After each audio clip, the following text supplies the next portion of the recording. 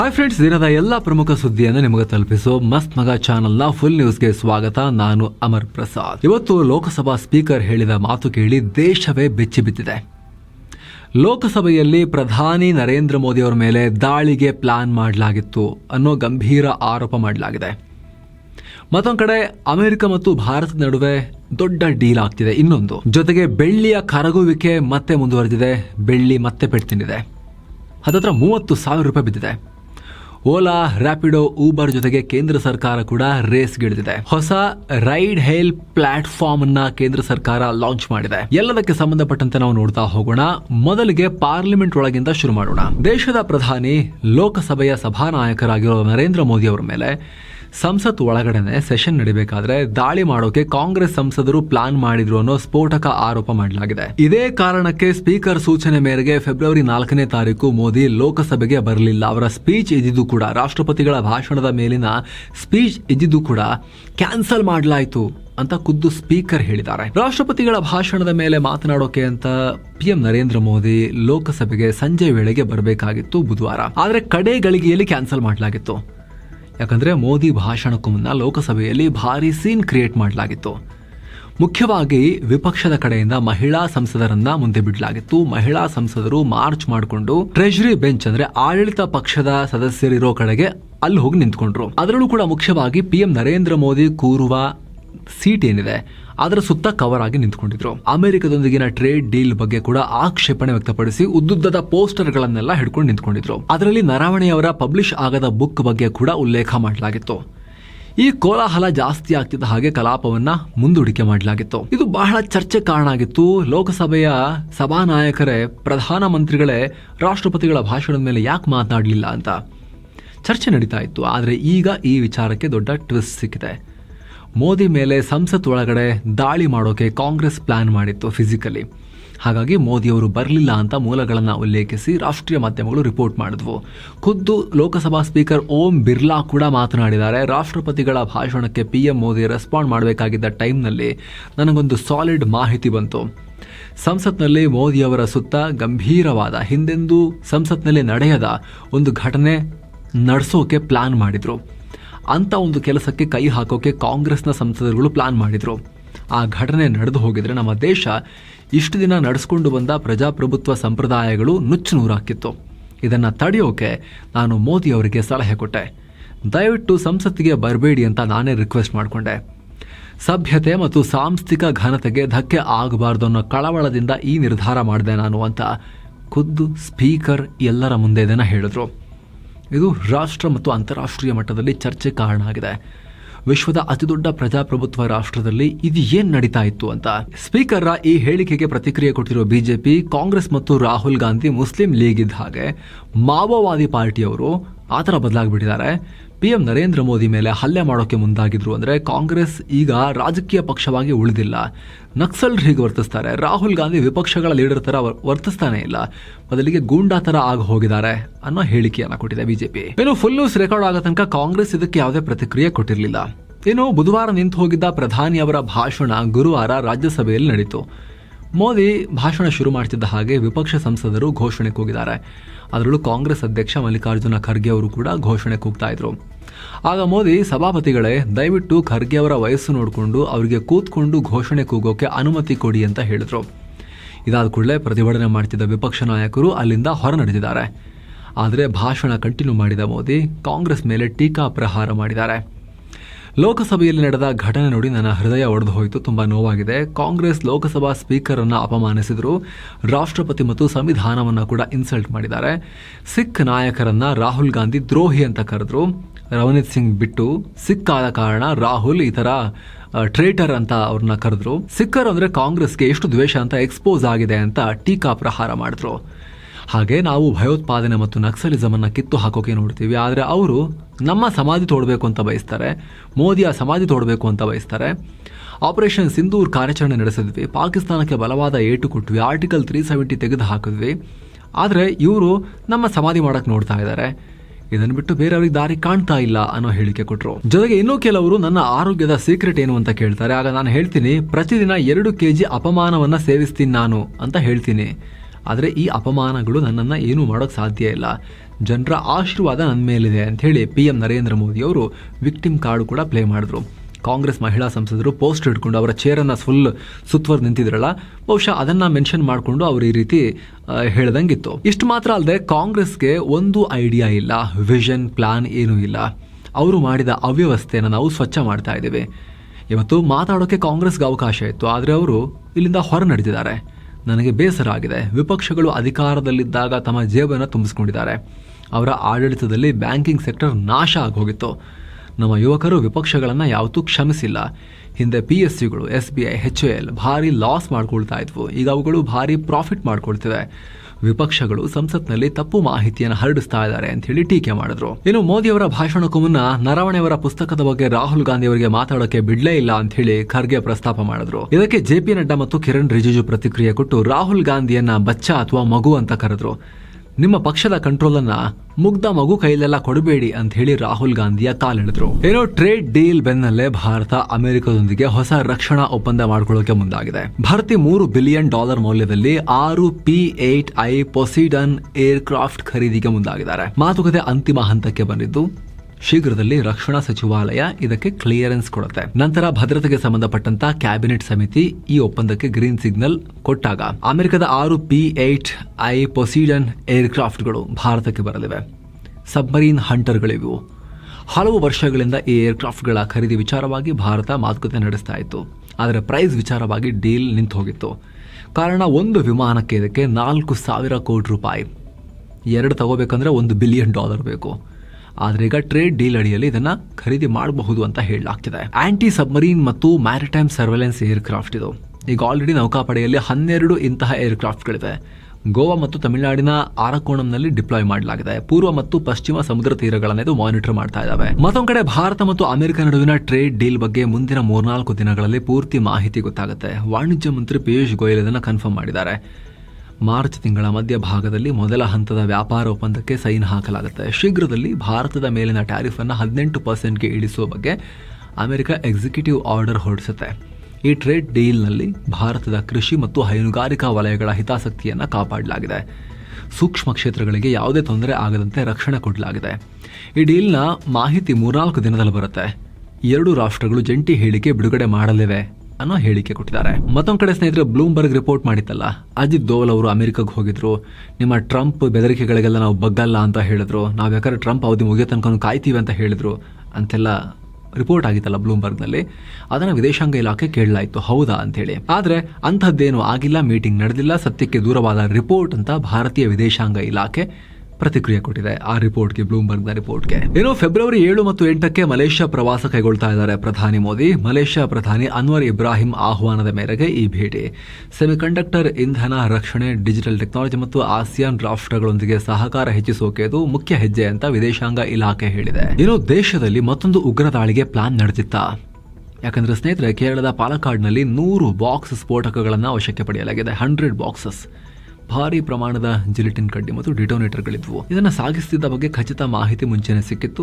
ಕಲ್ಲಂಗಡಿ ತುಂಬಿದ ಪಿಕಪ್ ವಾಹನದಲ್ಲಿ ಕದ್ದು ಮುಚ್ಚಿ ತಗೊಂಡು ಹೋಗ್ತಾ ಇದ್ರು. ಇದನ್ನ ಅಡ್ಡಗಟ್ಟೋಕೆ ಪೊಲೀಸರು ಹೋದಾಗ ವಾಹನವನ್ನ ನಿಲ್ಲಿಸದೇನೆ ತಪ್ಪಿಸ್ಕೊಳ್ಳೋಕೆ ಪ್ರಯತ್ನ ಪಟ್ಟಿದ್ದಾನೆ. ಆಗ ಚೇಸ್ ಮಾಡಿ ಪೊಲೀಸರು ಹಿಡಿದಿದ್ದಾರೆ. ಪ್ರಾಥಮಿಕ ತನಿಖೆಯಲ್ಲಿ ಗಣಿಯು ಸ್ಫೋಟಕ್ಕಿದು ಅನ್ನೋ ಉತ್ತರವನ್ನು ಆತ ಕೊಟ್ಟಿದ್ದಾನೆ. ಆದರೆ ಅನುಮಾನ ಇದೆ, ತನಿಖೆ ಮುಂದುವರೆದಿದೆ. ಇರೋ ದಿಲ್ಲಿ ಉಗ್ರದಾಳಿ ಪ್ರಕರಣದಲ್ಲಿ ಜೋರಾಗಿ ಕೇಳಿ ಬಂದಿದ್ದ ಹರಿಯಾಣದ ಅಲ್ ಫಲಾ ಯೂನಿವರ್ಸಿಟಿಯ ಚೇರ್ಮನ್ ಜಾವದ್ ಅಹಮದ್ ಸಿದ್ದಿಕಿಯನ್ನ ಅರೆಸ್ಟ್ ಮಾಡಲಾಗಿದೆ. ವಂಚನೆ ಮತ್ತು ಅಕ್ರಮ ಪ್ರಕರಣ ಸಂಬಂಧ ಬಂಧಿಸಲಾಗಿದೆ.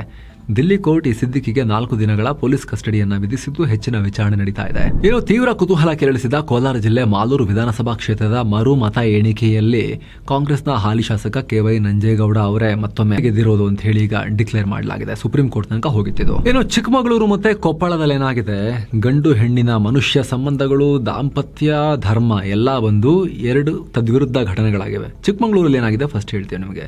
ಕಾಂಗ್ರೆಸ್ ಮುಖಂಡ ರಾಹಿಲ್ ಶರೀಫ್ ವಿವಾಹಿತ ಮಹಿಳೆಯೊಬ್ಬಳೊಂದಿಗೆ ಇದ್ದಾರೆ ಅಂತ ಹೇಳಿ ಗಲಾಟೆಯಾಗಿದೆ. ಸ್ಥಳೀಯರು ನೀನು ಹಿಂದೂ ಮಹಿಳೆ ಜೊತೆ ಏನ್ ಮಾಡ್ತಿದ್ಯಾ ಅಂತ ಹೇಳಿ ನುಗ್ಗಿ ಹೊಡೆದು ಆತನನ್ನ ಓಡಿಸಿದ್ದಾರೆ ಅಲ್ಲಿಂದ. ಆದ್ರೆ ಆ ಮಹಿಳೆ ಈತನನ್ನ ಫ್ರೆಂಡು ಹುಷಾರಿರ್ಲಿಲ್ಲ, ಔಷಧಿ ಕೊಡಕ್ ಬಂದಿದ್ದು ಅಂತ ಹೇಳಿಕೆಯನ್ನ ಕೊಟ್ಟಿದ್ದಾರೆ. ಮತ್ತೊಂದ್ ಕಡೆ ಕೊಪ್ಪಳದಲ್ಲಿ ಏನಾಗಿದೆ ಗೊತ್ತಾ, ಮುಸ್ಲಿಂ ಹುಡುಗಿಯೊಂದಿಗೆ ನಿಂತಿದ್ದ ಅಂತ ಹೇಳಿ ಹಿಂದೂ ಹುಡುಗನ ಮೇಲೆ ಹಲ್ಲೆ ಮಾಡಲಾಗಿದೆ. ಕೊಪ್ಪಳ ಜಿಲ್ಲೆಯ ಬಸಾಪಟ್ಟಣ ಗ್ರಾಮದಲ್ಲಿ ಈ ಗಲಾಟೆಯಾಗಿದೆ. ಇಲ್ಲೇನ್ ಗೊತ್ತಾ, ಅಲ್ಲಿ ಔಷಧಿ ಕೊಡಕ್ ಹೋಗಿರೋದು. ಇಲ್ಲೇನ್ ಗೊತ್ತಾ, ಗಂಡ ಹೆಂಡತಿ ಜಗಳ ಆಡ್ತಾ ಇದ್ರು, ಬಿಡ್ಸಕ್ ಹೋಗಿದ್ದೆ ನಾನು ಅಂತ ಈತ ಪೆಟ್ಟು ತಿಂದಿರೋ ವ್ಯಕ್ತಿ ಹೇಳಿದ್ದಾರೆ. ಈಗ ನಮಗಿಂತ ನ್ಯೂಸ್ ಎಲ್ಲ ಕವರ್ ಮಾಡೋ ಆಸಕ್ತಿನೇ ಇಲ್ಲ, ಬಟ್ ಆದ್ರೆ ನ್ಯಾಷನಲ್ ಲೆವೆಲ್ ನ್ಯೂಸ್ ಅಲ್ವಾ ಇದು ಇವತ್ತು, ಫುಲ್ ನ್ಯಾಷನಲ್ ಲೆವೆಲ್ ನಲ್ಲಿ. ನಿಮಗೆ ಗೊತ್ತೇ ಇಲ್ವಾ, ನೀವೇನ್ ಜರ್ನಲಿಸಂ ಮಾಡ್ತೀರಿ ಅಂತ ಕೇಳ್ತೀರಿ ಅಂತ ಹೇಳಿ ಆಮೇಲೆ ಒಂದು ಚೂರು ಕವರ್ ಮಾಡಿದೀವಿ ಅಷ್ಟೇ. ಏನು ಮಾಜಿ ಪ್ರಧಾನಿ HD ದೇವೇಗೌಡರು ರಾಜ್ಯಸಭೆಯಲ್ಲಿ ಭಾವುಕರಾಗಿದ್ದಾರೆ. ರಾಜ್ಯದಲ್ಲಿ ಕುಡಿಯೋ ನೀರಿನ ಸಮಸ್ಯೆ ಗಂಭೀರವಾಗಿದೆ. ಒಂದ್ ಕಡೆ ತಮಿಳುನಾಡು, ಒಂದೊಂದ್ ಕಡೆ ಆಂಧ್ರ, ಇನ್ನೊಂದ್ ಕಡೆ ಗೋವಾದಿಂದ ಸಮಸ್ಯೆ ಆಗ್ತಿದೆ ನಮಗೆ, ದಯಮಾಡಿ ಪರಿಹರಿಸಿ ಅಂತ ರಿಕ್ವೆಸ್ಟ್ ಮಾಡ್ಕೊಂಡಿದ್ದಾರೆ. ಜೊತೆಗೆ ನಾನು ಜೀವನದ ಕೊನೆಗಾಲದಲ್ಲಿದ್ದೀನಿ ಅಂತ ಹೇಳಿದ್ದಾರೆ. ನನ್ನ ರಾಜ್ಯಸಭಾ ಅವಧಿ ಇನ್ನೊಂದು ತಿಂಗಳಲ್ಲಿ ಮುಗಿಯುತ್ತೆ. ಈ ವೃದ್ಧನ ಮನವಿಗೆ ಮಾನವೀಯತೆಯಿಂದ ಸ್ಪಂದಿಸಿ ಅಂತ ರಿಕ್ವೆಸ್ಟ್ ಮಾಡ್ಕೊಂಡಿದ್ದಾರೆ.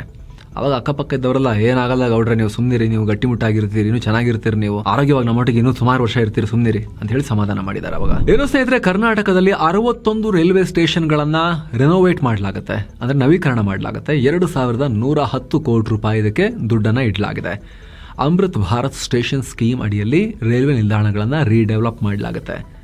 ಏರ್ಪೋರ್ಟ್ ನಲ್ಲಿರೋ ಹಾಗೆ waiting halls, clean toilets, lift, escalators ಮತ್ತು ಫ್ರೀ ವೈಫೈ ಸೌಲಭ್ಯ ಇದರಲ್ಲಿ ಇರುತ್ತೆ ಅಂತ ಹೇಳ್ತಿದ್ದಾರೆ. ಮತ್ತೊಂದ್ ಕಡೆ ಬೆಂಗಳೂರು ಹೈದರಾಬಾದ್, ಬೆಂಗಳೂರು ಚೆನ್ನೈ ಮಾತ್ರ ಯಾಕೆ, ನಮಗೆ ಬೆಂಗಳೂರು ಪುಣೆ ಕೂಡ ಹೈ ಸ್ಪೀಡ್ ರೈಲು ಬೇಕು ಅಂತ ಹೇಳಿ ಕರ್ನಾಟಕದಿಂದ ಆಗ್ರಹ ಇದೆ. ಇದನ್ನ ಕೇಂದ್ರ ಮಂತ್ರಿ ಪ್ರಹ್ಲಾದ್ ಜೋಶಿ, ರೈಲ್ವೆ ಸಚಿವ ಅಶ್ವಿನಿ ವೈಷ್ಣವ್ ಅವರಿಗೆ ರಿಕ್ವೆಸ್ಟ್ ಕೂಡ ಮಾಡಿದಾರಂತೆ. ಅದಕ್ಕೆ ಪಾಸಿಟಿವ್ ಆಗಿ ರೆಸ್ಪಾಂಡ್ ಕೂಡ ಅವರು ಮಾಡಿದಾರಂತೆ. ನೋಡ್ಬೇಕೇನಾಗುತ್ತೆ ಅಂತ ಹೇಳಿ. ಇನ್ನು ಬೆಂಗಳೂರಲ್ಲಿ ಟ್ರೈನಲ್ಲಿ ಹೋಗಕ್ಕೆ ಯಶವಂತಪುರ ಸ್ಟೇಷನ್ ಯೂಸ್ ಮಾಡೋರಿಗೆ ಒಂದು ಸಣ್ಣ ಅಪ್ಡೇಟ್. ಅಲ್ಲಿ ಸ್ಟೇಷನ್ ಅಲ್ಲಿ ಡೆವಲಪ್ಮೆಂಟ್ ಕೆಲಸ ನಡೀತಿರೋದ್ರಿಂದ ಮೆಟ್ರೋ ಕಡೆಯಿಂದ ಹೋಗೋ ಎಂಟ್ರಿಯನ್ನ ಸ್ವಲ್ಪ ಚೇಂಜ್ ಮಾಡಿದ್ದಾರೆ. ಜನರಲ್ ಟಿಕೆಟ್ ಕೌಂಟರ್ ಅನ್ನ ಕೂಡ ಶಿಫ್ಟ್ ಮಾಡಿದ್ದಾರೆ. ಸೊ ನೀವು ಯಾವ ಕಡೆಯಿಂದ ಹೋಗೋರಂತ ನೋಡ್ಕೊಂಡು ಸ್ವಲ್ಪ ಅಲ್ಲಿ ಈ ಬದಲಾವಣೆಗೆ ತಕ್ಕಂತೆ ನೀವು ಅಲ್ಲಿಂದ ರೂಟ್ ಪ್ಲಾನ್ ಮಾಡ್ಕೊಳ್ಳಿ ಸ್ಟೇಷನ್ಗೆ ಹೋಗೋರು. ಇನ್ನು ಸ್ನೇಹಿತರೆ, ಕೇವಲ 33,500 ರೂಪಾಯಿಗೆ 7 ಸೈನ್ಸ್ ಟೂರಿಸಂ ಕಡೆಯಿಂದ ಕಾಶಿ, ಅಯೋಧ್ಯೆ, ರಾಮ ಮಂದಿರ ಅಲ್ಲೆಲ್ಲ ಹೋಗಿ ಕರ್ಕೊಂಡ್ ಬರ್ತಾರೆ. ಮಾರ್ಚ್ 9ಕ್ಕೆ ಹಿರಿಯ ನಾಗರಿಕರಿಗೆ ಸ್ಪೆಷಲ್ ಕೇರ್ ಕೂಡ ಇರುತ್ತೆ. ಆಸಕ್ತರು ಕಾಲ್ ಮಾಡಿ ಬುಕ್ ಮಾಡ್ಕೊಂಡು ಹೋಗಿ ಬರ್ಬೋದು. ಇನ್ನು ಈಶಾನ್ಯ ರಾಜ್ಯ ಮೇಘಾಲಯದಲ್ಲಿ ದೊಡ್ಡ ಗಣಿ ದುರಂತ ಆಗಿದೆ. ಕಲ್ಲಿದ್ದಲು ಗಣಿ ಸ್ಫೋಟ ಆಗಿ 10 ಕಾರ್ಮಿಕರು ಮೃತಪಟ್ಟಿದ್ದಾರೆ. ತನಿಖೆ ನಡೀತಾ ಇದೆ. ಇನ್ನು ಭಾರತ ಮತ್ತು ಗಲ್ಫ್ ಕೋಆಪರೇಷನ್ ಕೌನ್ಸಿಲ್ ಹೊಸ ಹೆಜ್ಜೆ ಇಟ್ಟಿವೆ. ಮುಕ್ತ ವ್ಯಾಪಾರ ಒಪ್ಪಂದ ಮಾಡಿಕೊಳ್ಳೋ ಟರ್ಮ್ಸ್ ಆಫ್ ರೆಫರೆನ್ಸ್ಗೆ ಸೈನ್ ಹಾಕಿವೆ. ಇದು ವ್ಯಾಪಾರ ಒಪ್ಪಂದಕ್ಕೆ ಮುಂಚೆ ಮಾಡಿಕೊಳ್ಳೋ ಬೇಸಿಕ್ ಫ್ರೇಮ್ ವರ್ಕ್. ಇದಕ್ಕೆ ಸೈನ್ ಬಿತ್ತು ಅಂದ್ರೆ ಅಫಿಷಿಯಲ್ ಆಗಿ ವ್ಯಾಪಾರ ಮಾತುಕತೆ ಶುರುವಾಯಿತು ಅಂತ ಅರ್ಥ. ಈಗ ಇದಕ್ಕೆ ವಾಣಿಜ್ಯ ಸಚಿವ ಪಿಯೂಷ್ ಗೋಯಲ್ ನೇತೃತ್ವದಲ್ಲಿ ಸೈನ್ ಬಿದ್ದಿದೆ. ಈ ವೇಳೆ ಮಾತನಾಡಿದ ಪಿಯೂಷ್ ಗೋಯಲ್, ಈ GCC ಕೂಟದೊಂದಿಗೆ ಮುಕ್ತ ವ್ಯಾಪಾರ ಒಪ್ಪಂದ ಆದರೆ ನಮ್ಮ ಮುಂದೆ ಬಹುದೊಡ್ಡ ಟ್ರೇಡ್ ಕಾರಿಡಾರ್ ಓಪನ್ ಅಪ್ ಆಗುತ್ತೆ, ಭಾರತದ ಎನರ್ಜಿ ಸೆಕ್ಟರ್ ಬೆಳವಣಿಗೆಯಾಗುತ್ತೆ ಅಂತ ಹೇಳಿದ್ದಾರೆ. ಅಂತ ಹಾಗೆ ಈ 6 ನೇಷನ್ ಗಲ್ಫ್ ಕೋಆಪರೇಷನ್ ಕೌನ್ಸಿಲ್ನಲ್ಲಿ Saudi Arabia, UAE, Qatar, Kuwait, Oman ಮತ್ತು ಬಹ್ರೇನ್ ರಾಷ್ಟ್ರಗಳ ಕೂಟ ಇದೆ. ಏನು ಓಲಾ, ಊಬರ್, ರ್ಯಾಪಿಡೋ ಎಲ್ಲದಕ್ಕೂ ಚಾಲೆಂಜ್ ಆಗೋ ರೀತಿಯಲ್ಲಿ ಕೇಂದ್ರ ಸರ್ಕಾರ ಹೊಸ ಪ್ಲಾಟ್ಫಾರ್ಮ್ ಅನ್ನ ಲಾಂಚ್ ಮಾಡಿದೆ. ಕೇಂದ್ರ ಗೃಹ ಮಂತ್ರಿ ಅಮಿತ್ ಶಾ ಭಾರತ್ ಟ್ಯಾಕ್ಸಿಗೆ ಚಾಲನೆ ಕೊಟ್ಟಿದ್ದಾರೆ. ಈ ಭಾರತ್ ಟ್ಯಾಕ್ಸಿ ಇದು ಹೇಗೆಂದ್ರೆ ಕೋಆಪರೇಟಿವ್, ಇದು ಪ್ರೈವೇಟ್ ಕಂಪನಿ ಅಲ್ಲ, ಫುಲ್ ಸರ್ಕಾರದ್ದು ಅಲ್ಲ, ಕೋಆಪರೇಟಿವ್. ಇಲ್ಲಿ KMFL ಇದೆಯಲ್ಲ, ನಂದಿನಿ KMFL ಇದೆಯಲ್ಲ, ಸಮಥಿಂಗ್ ಆ ಥರ ಅಂತ ಅನ್ಕೊಳ್ಳಿ. ದಿಲ್ಲಿ, NCR ಮತ್ತು ಗುಜರಾತ್ನಲ್ಲಿ ಶುರುವಾಗುತ್ತೆ. ನೆಕ್ಸ್ಟ್ ಮುಂದಿನ 3 ವರ್ಷಗಳಲ್ಲಿ ಭಾರತದಾದ್ಯಂತ ಇದನ್ನು ನಾವು ಜಾರಿ ಮಾಡ್ತೀವಿ ಅಂತ ಅಮಿತ್ ಶಾ ಹೇಳಿದ್ದಾರೆ. ಈ ಟ್ಯಾಕ್ಸಿಯಿಂದ ಬಂದ ಲಾಭವನ್ನ ಡ್ರೈವರ್ಗಳು ಕೂಡ ಪಡಿತಾರೆ. ಈ ಇನಿಷಿಯೇಟಿವ್ ಸರ್ಕಾರ ಅಲ್ಲ, ಇದು ಸಹಕಾರಿ. ಇದು ಕಸ್ಟಮರ್ಗಳು ಕಾರ್, 3 ವೀಲರ್ ಮತ್ತು 2 ವೀಲರ್ಗಳನ್ನ ಇದರಲ್ಲಿ ಬುಕ್ ಮಾಡಬಹುದು ಅಂತ ಅಮಿತ್ ಶಾ ಹೇಳಿದ್ದಾರೆ. ಏನೋ ಫೆಬ್ರವರಿ 15ಕ್ಕೆ ಸ್ಕೆಡ್ಯೂಲ್ ಆಗಿರೋ ಭಾರತ-ಪಾಕ್ T20 ವಿಶ್ವಕಪ್ ಮ್ಯಾಚ್ ಬಗ್ಗೆ ಅನಿಶ್ಚಿತತೆ ಹಾಗೇ ಇದೆ. ಈ ಟೈಮ್ನಲ್ಲಿ team India captain Suryakumar Yadav interesting ಹೇಳಿಕೆ ಕೊಟ್ಟಿದ್ದಾರೆ. ನಮ್ಮ ಮೈಂಡ್ ಸೆಟ್ ಕ್ಲಿಯರ್ ಆಗಿದೆ, ನಾವು ಆಡಲ್ಲ ಅಂತ ಹೇಳಿಲ್ಲ. ಪಾಕಿಸ್ತಾನದವ್ರು ಹೇಳಿದ್ದಾರೆ, ಕೊಲಂಬೋಗೆ ನಮ್ಮ ಫ್ಲೈಟ್ ಟಿಕೆಟ್ ಕೂಡ ಬುಕ್ ಆಗಿದೆ, ನಾವು ಹೋಗ್ತೀವಿ, ಅಲ್ಲ ಆಡಕ್ಕೆ ಬಂದರೆ ಆಡ್ತೀವಿ, ಇಲ್ಲಾಂದರೆ ಮುಂದೆ ICC ಏನು ಮಾಡುತ್ತೆ ನೋಡೋಣ ಅನ್ನೋ ರೀತಿಯಲ್ಲಿ ಹೇಳಿಕೆ ಕೊಟ್ಟಿದ್ದಾರೆ. ಪಾಕ್ ಸರ್ಕಾರ ಕೂಡ ಭಾರತದೊಂದಿಗೆ ಆಡಬೇಡಿ ಅಂತ ಪಾಕಿಸ್ತಾನ ತಂಡಕ್ಕೆ ಹೇಳಿದೆ. ಸೊ T20 ವರ್ಲ್ಡ್ ಕಪ್ನಲ್ಲಿ ಇದೊಂದು ಡ್ರಾಮಾ ನೋಡೋಕೆ ಬಾಕಿ ಇದೆ ನಾವಿನ್ಮೇಲೆ. ಏನೋ ವಿಮೆನ್ಸ್ ಪ್ರೀಮಿಯರ್ ಲೀಗ್ನಲ್ಲಿಂದು RCB ಮತ್ತು ದಿಲ್ಲಿ ಕ್ಯಾಪಿಟಲ್ಸ್ ನಡುವೆ ವಡೋದರದಲ್ಲಿ ಫೈನಲ್ ಮ್ಯಾಚ್ ನಡೀತಾ ಇದೆ. ಟಾಸ್ ಗೆದ್ದ RCB ಬೌಲಿಂಗ್ ಆಯ್ಕೆ ಮಾಡಿಕೊಂಡಿದೆ. ಏನೋ ಫುಲ್ ನ್ಯೂಸ್ ರೆಕಾರ್ಡ್ ಆಗೋ ವೇಳೆ ಮ್ಯಾಚ್ನ ಸ್ಥಿತಿಗತಿ ಈ ರೀತಿಯಾಗಿತ್ತು. ಏನೋ ವಾರದ 4ನೇ ಸೆಷನ್ನಲ್ಲಿ ಭಾರತದ ಷೇರುಪೇಟೆ ಲಾಸ್ನಲ್ಲಿ ಕೊನೆಗೊಂಡಿದೆ. ದಿನದ ವಹಿವಾಟಿನ ಅಂತ್ಯಕ್ಕೆ ಸೆನ್ಸೆಕ್ಸ್ 503 ಪಾಯಿಂಟ್ಸ್ ಅಥವಾ 0.60% ಡೌನ್ ಆಗಿ 83,313ಕ್ಕೆ ತಲುಪಿದೆ. ನಿಫ್ಟಿ 133 ಪಾಯಿಂಟ್ಸ್ ಅಥವಾ 0.52% ಡೌನ್ ಆಗಿ 25,642ಕ್ಕೆ ತಲುಪಿದೆ. BSE mid cap index 0.43% down ಆಗಿದ್ದು ಸ್ಮಾಲ್ ಕ್ಯಾಪ್ ಇಂಡೆಕ್ಸ್ 0.81% ಡೌನ್ ಆಗಿದೆ. ಹೂಡಿಕೆದಾರರು ಒಂದೇ ಸೆಷನ್ ನಲ್ಲಿ 2 ಲಕ್ಷ ಕೋಟಿ ರೂಪಾಯಿ ಲಾಸ್ ಮಾಡಿಕೊಂಡಿದ್ದಾರೆ. BSE ಲಿಸ್ಟೆಡ್ ಕಂಪನಿಗಳ ಮಾರ್ಕೆಟ್ ಕ್ಯಾಪ್ 466 ಲಕ್ಷ ಕೋಟಿ ರೂಪಾಯಿಗೆ ಇಳಿದಿದೆ. ಜಾಗತಿಕ ಮಾರುಕಟ್ಟೆಯಲ್ಲಿ ವೀಕ್ ಟ್ರೆಂಡ್ ಇತ್ತು. ಕಂಪನಿಗಳ ಮೂರನೇ ತ್ರೈಮಾಸಿಕದ ಫಲಿತಾಂಶವು ನಿರೀಕ್ಷೆಯಂತೆ ಇರಲಿಲ್ಲ. ಇನ್ನು ಶುಕ್ರವಾರ RBIನ ಮಾನಿಟರಿ ಪಾಲಿಸಿ ಕಮಿಟಿ ಮೀಟಿಂಗ್ ಇದೆ. ಅಲ್ಲಿ RBI governor Sanjay Malhotra policy decision announce ಮಾಡ್ತಾರೆ. ಸೊ ಎಲ್ಲ ಕಾರಣಗಳಿಂದ ಮಾರ್ಕೆಟ್ ಕಾದು ನೋಡುವ ತಂತ್ರಕ್ಕೆ ಮೊರೆ ಹೋಗಿದೆ. ಇನ್ನು ಟಾಟಾ ಸ್ಟೀಲ್, SBI ಮತ್ತು ಬಜಾಜ್ ಫಿನಾನ್ಸ್ ಗ್ರೀನ್ನಲ್ಲಿದ್ವು. Eternal, Bharti Airtel, ITC, ICICI bank ಮತ್ತು ರಿಲಯನ್ಸ್ ಇಂಡಸ್ಟ್ರೀಸ್ ರೆಡ್ನಲ್ಲಿದ್ವು. ಡಾಲರ್ ಮುಂದೆ ರೂಪಾಯಿ ಮೌಲ್ಯ 14 ಪೈಸೆ ಏರಿಕೆಯಾಗಿ 90 ರೂಪಾಯಿ 33 ಪೈಸೆಯಾಗಿದೆ. ಇನ್ನು ಹಲವು ಕಂಪನಿಗಳ Q3 ರಿಸಲ್ಟ್ ಹೊರಬಿತ್ತು. ಅದರಲ್ಲಿ ಮುಖ್ಯವಾಗಿರೋದನ್ನು ನೋಡೋದಾದ್ರೆ ಭಾರತಿ ಏರ್ಟೆಲ್ ನೆಟ್ ಪ್ರಾಫಿಟ್ ಬರೋಬ್ಬರಿ 55% ಕುಸಿದು 6,630 ಕೋಟಿ ರೂಪಾಯಿಗೆ ಇಳಿದಿದೆ. ನ್ಯೂ ಲೇಬರ್ ಕೋಡ್ನಿಂದ ಕಂಪನಿಗೆ ಎಕ್ಸ್ಟ್ರಾ ಹೊರೆಯಾಗಿದೆ. ಇವರ ರೆವಿನ್ಯೂ 20% ಜಂಪೇ ಆಗಿದೆ, 53,892 ಕೋಟಿ ರೂಪಾಯಿಗೆ ತಲುಪಿದೆ. ಇತ್ತ LIC ಲಾಭದಲ್ಲಿ 17% ಏರಿಕೆಯಾಗಿ 12,958 ಕೋಟಿ ರೂಪಾಯಿಗೆ ತಲುಪಿದೆ. ಲಾಸ್ಟ್ ಇಯರ್ 16% ಜಂಪ್ ಆಗಿತ್ತು. ಈ ಸಲ ಸರ್ಕಾರ ವೈಯಕ್ತಿಕ ವಿಮೆ ಮೇಲಿದ್ದ 18% ಟ್ಯಾಕ್ಸ್ ಅನ್ನ ತೆಗೆದು ಹಾಕಿರೋದ್ರಿಂದ ಪಾಲಿಸಿಗಳ ರೇಟ್ ಕಮ್ಮಿಯಾಗಿ ಜನ ಹೆಚ್ಚೆಚ್ಚು ಖರೀದಿ ಮಾಡಿದ್ದಾರೆ.